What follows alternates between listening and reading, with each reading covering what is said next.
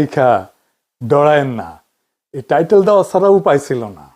আমরা ভাবতেছি দেশের কি হবে, সবাই ভাবতেছেন না কি আসতেছে সামনে, ইলেকশন হবে কিনা, আওয়ামী লীগ আবার ফিরে আসবে কিনা, হাসিনা ফিরে আসবে কিনা, আপা ফিরবে কিনা।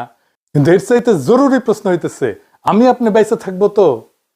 আমাদের সন্তানেরা বেঁচে থাকবে তো? হাসিনা তো আমাদের সন্তানদের পাখির মতো গুলি করে মারছে, কিন্তু আজকের সরকারও মারতেছে আমাদের আর আমাদের সন্তানদের। তবে ধীরে আসেন একটু বিস্তারিত বুঝে দেখি। আলাপ শুরুর আগে একটু গৌরচন্দ্রিকা করে নিই। আমি বাংলাদেশের মানুষের অনেক বাস্তব সংকট মোকাবেলার জন্য বেশ কিছু সমাধানের পথ বাতলাই দিছিলাম। চাইলে প্রফেসর ইউনূসের সরকার অনেকগুলোই বাস্তবায়ন করতে পারত, করে নাই। আজকে আমি এমন একটা ইস্যু নিয়ে কথা বলবো যার ভুক্তভোগী আমরা সবাই, আমি আপনি সবাই। আর এই সমস্যা আমাদের স্বাস্থ্য, আমাদের জীবনী শক্তি, আমাদের জাতির প্রোডাক্টিভিটি, উৎপাদনশীলতা একেবারে নিঃশেষ করে দিচ্ছে। আমরা যেন একবারে দাঁড়াইতে না পারি সেই ব্যবস্থা করতেছে। কি এটা? এটা হইতেছে বিষাক্ত খাদ্য। শুধু মানুষের খাদ্য না, পশু প্রাণীর খাদ্যও বিষাক্ত। আর সেইগুলো শেষ পর্যন্ত আমাদের শরীরে ঢুকতেছে। বাংলাদেশে যে পরিমাণে খাবারে ভেজাল, সেটা সম্ভবত পৃথিবীর শীর্ষে। কোন খাবারে ভেজাল নাই? দুধ বলেন, শাকসবজি বলেন, ফল, মশলা, আচার, আইসক্রিম, মাছ, কোনটা না? প্রত্যেক দিন আমরা নিজেরা বিষ খাই, সন্তানদের মুখে বিষ তুলে দিই। রেস্টুরেন্টে যে রান্না হয় সেটাও পচা। বাংলাদেশ সম্ভবত একমাত্র দেশ যে দেশে 5 স্টার হোটেলে খাইলেও পেট খারাপ হয়। ব্যানে ভ্যানে করছি না। একবার শেরাটন হোটেলে খাইছিলাম 2006 সালে।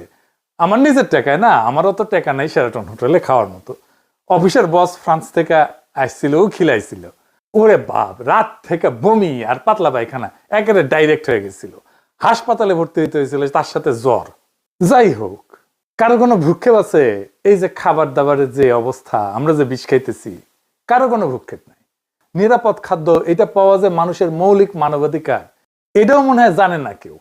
অথচ বাংলাদেশের খাদ্যকে পরিপূর্ণভাবে নিরাপদ করে তোলা সম্ভব 2 থেকে 3 বছরের মধ্যে। আমি গ্যারান্টি দিব এটাই হবে। এখন কেমনে হবে আসেন সেটা বুঝে দেখি। আচ্ছা, আপনাদেরকে জানা আছে যে আমাদের কোন কোন সরকারি প্রতিষ্ঠান আর কতজন লোক এই যে নিরাপদ খাদ্য নিশ্চিত করার জন্য কাজ করে? আমরা পয়সা দিয়ে পালি সরকারি কর্মচারী, জানা নাই? আসেন সেটা দেখি।